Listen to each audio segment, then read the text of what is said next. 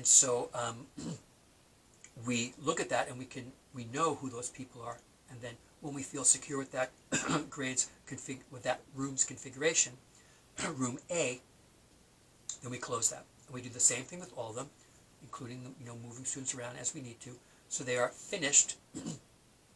And then when we are ready to sign off with that, we send those 5 lists forward to the main office.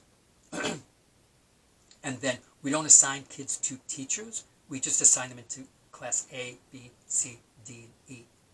And then Ms. Marshall and Ms. Snookle, then they, along with other input from specialists and special ed teachers and ELL teachers, depending what their wishes are for next year and information they have from the previous year, then they assign, Ms. Marshall and Ms. Snookle assign teachers to that. That usually happens later in the summer, just before you get the announcement of what which class your child is in. In the past, this last year, sorry.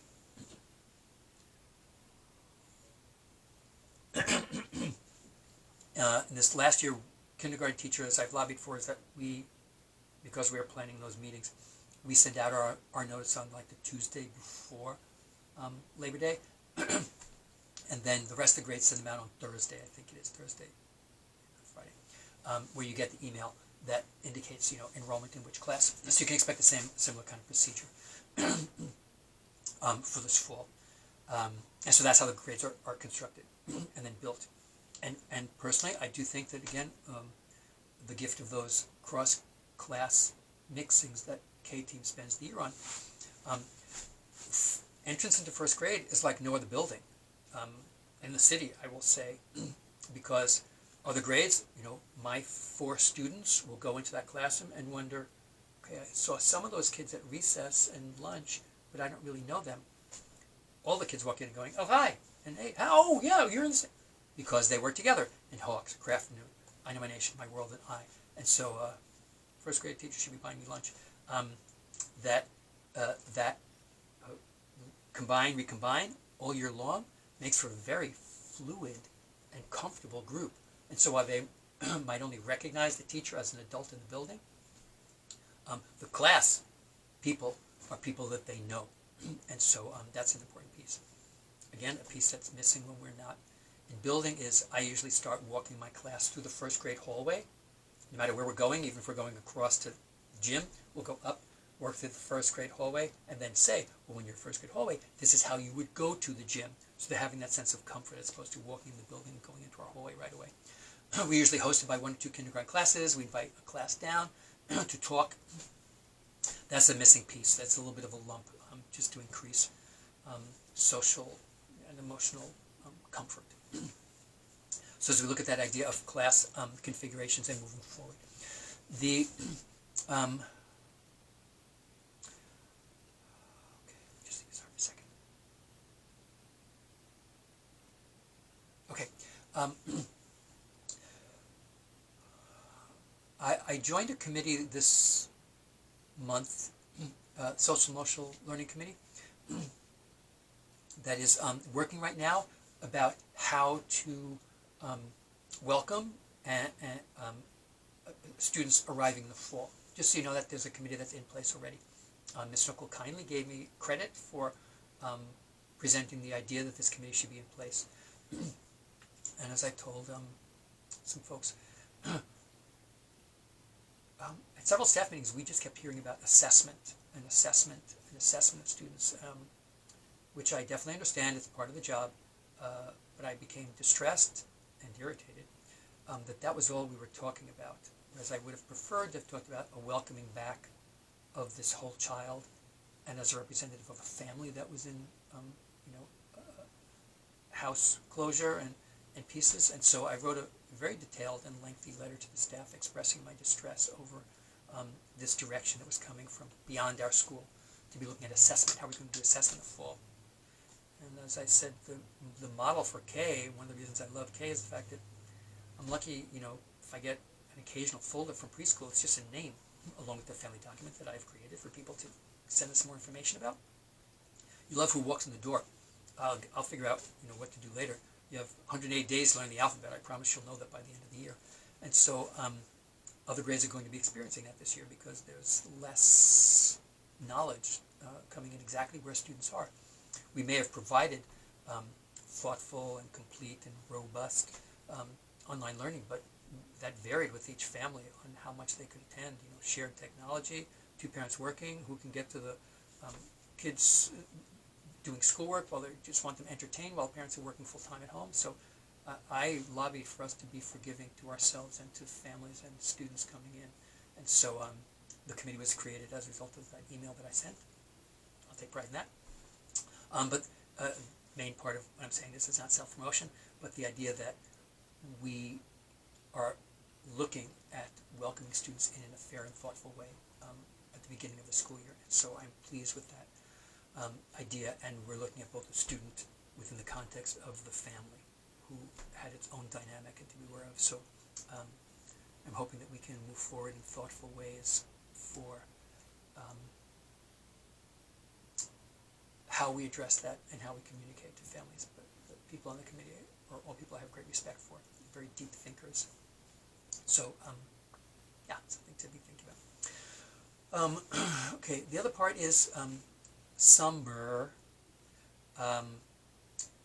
Before Seattle came up with their summer school program, I was already percolating the idea of my own summer school, summer program, not summer school, summer program, for us in 103, keeping my stuff on the side. And Albert, my husband, we were looking for a name, and so that week there was tons of talk about school, the summer slide and the COVID slide, and so he created the name of Summer Slide Forward, which I really like, slide forward into first grade, rather than this idea of sliding back. And so I did create a program, and then as I prepared for it and was preparing our daily work, but then also developing this on the side, I decided it would be great if it could be collaborative. So I invited a number of other teachers in building and out of building. Some were expressed interest, some were unable to because of schedule or some things at their school had different thinkings about. And then Seattle Public School came up with their summer program. I'm still maintaining mine. I was more than 3/4 of the way through. And so I do have that ready to roll out. A couple of teachers are submitting things to me. Some people could say, I could submit 4 lessons, or I could submit, one for each week. It's essentially a 4-week program. And so I'll be collecting those up until the end of the month, beginning of July. I'm hoping for a rollout maybe around July 10th, thinking July 10th, August 10th. It's kind of 4 weeks in there. So just as as a gift to you and your student. And the mentality around that is what I'm thinking is, personally, I'll be super shocked if we walk into buildings in the fall. I don't know anything more than anybody else. Back to that headline. But I suspect it'll be, a hybrid, some cross section of in and out, or distance learning. So, as I tell people, I believe the success that I found with online learning with this year's students is the fact they had us for 6 months. If this closure and COVID had happened in October, we'd be dealing with something completely different because the students would have only known me for a month. But they had me for 6 months. They had each other for 6 months. So we knew who we are and what we expect and what we do. So I think the leap into online learning and videos was relatively smooth as can be.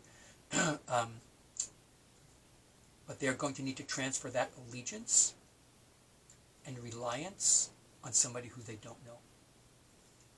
And that's part of the social emotional learning that I have concerns over. Plus, the people had different iterations. If you were in the room for 5 hours, I'd know what I was delivering. I was delivering, but I didn't know what was being received on the other side because every family circumstance was different. So we debated back and forth on what to do with this, and I decided to pull away from an academic-driven summer program. The Seattle Summer School Program has that. As I mentioned before, I readily suggest going back and revisiting things. The Schoology list is very comprehensive and full of something, workbooks to do, but that the part around maintaining stamina of watching a screen and having durations of work that will need to be increasing, the engagement with someone who they do not know yet, those are some big, dice tosses on hoping for success. So that was that was the primary operative of having the Summer Slide Forward program that will be rolling out soon. And then I wanted to have that skill set that we hopefully have cultivated, that students can watch a lesson, pause it, know where the mute is, and then work on something or do something, can be maintained because of the reset that's going to need to happen in the fall. So I hope you can approach it from a way that respects that 5 and 6-year-old experience and brain on being able to maintain that skill set while hopefully enjoying the program. I'm expecting some other pieces, some word work and some science and some art pieces. What I chose to do is there's a fun read aloud. All of them are revisits from before. There's an I Know My Nation, which are all new. So that's 20 read-alouds from the past and 20 new read-alouds building upon the Nation, which had the latest addition to the K weekly schedule. So continuing with that, social studies and the Nation read-alouds. And then I decided to just take kids on a trip, 2 trips every day. I think Monday is Art Day, Thursdays is Animal Day, Friday is Travel Day. And so I did, New York Times had some good resources, did some research online to just trying to find websites, again, thinking tech skills and engagement with the screen. And lots of them are student driven once you get there. So I never heard of the Cincinnati Zoo or the Houston Zoo, but apparently they're really excellent. And they have great online tools. There are other places that I investigated and had great reputations, but they didn't have a tool that really I felt worked for kids. So we go to the moon and Mars with NASA website. We go to the Louvre in Paris. We visit cities around the world. And so each day there's 2 options for trips. Some of them, I think one is visit 11 national parks. That's only 1 trip. And then one was cities around the world, which I forget how many cities they were. But there were 2 destinations each day with the idea of they can be paused, stopped, returned to, skipped over as entertainment. I was also hoping that somewhere in there that, if kids like it, they'll spend 10, 15 minutes of doing that so you can run away and do something else, taking care of your younger siblings or getting dinner started or answer emails or so. So really designing it for a provision at 2 levels, Summer Slide Forward. And so that will, as I say, I'll be sending you emails.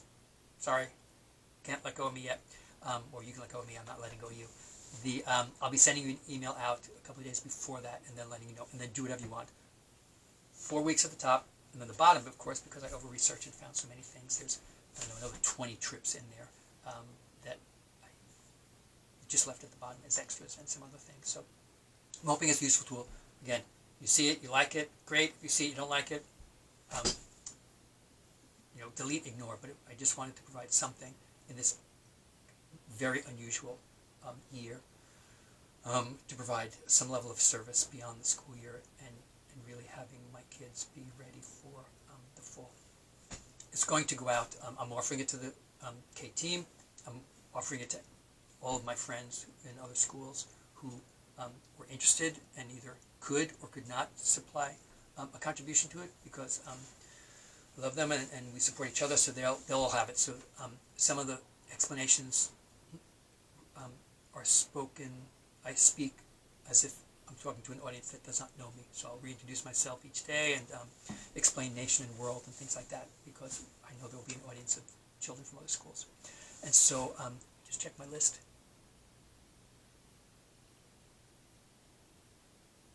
Yeah, okay, thanks. And then the last part is I understand that some families can and want to continue connections over the summer, and I hope that you do. The Zoom meeting closed this week, but I've heard parents talk about, like, there's a big parking lot that people go to sometimes, and they park the cars far away, but the kids at least have a big space to ride bicycles and skate and stuff, so they can see each other while maintaining the safe and healthy distance. But at least you're out there together, and so as the city and state and nation open up differently in the ensuing weeks, but still a chance to having a chance to see your own community. So I hope that you're able to exchange emails with each other, check with our room parents, and see if that's something that will be useful for the physical activity and social piece.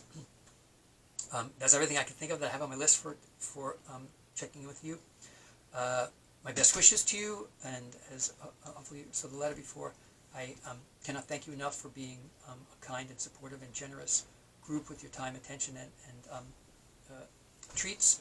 I feel very respected and appreciated by all of you, and had a great year in the company of your kids, and a great year in the company of you in our interactions as they occurred in emails and quick in-persons and meetings and things.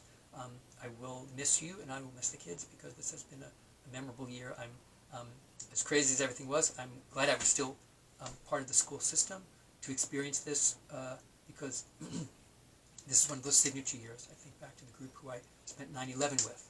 That was those days were incredibly remarkable and intimate with us because of what we were experiencing and had no basis for reckoning. And it feels similarly to this year, with every day was something new, and we didn't know what it meant or what would occur. And so there's a kind of heart signature that I feel with this group this year, because of how we experienced and understood and took care of each other as best we could. So thank you for your humanity.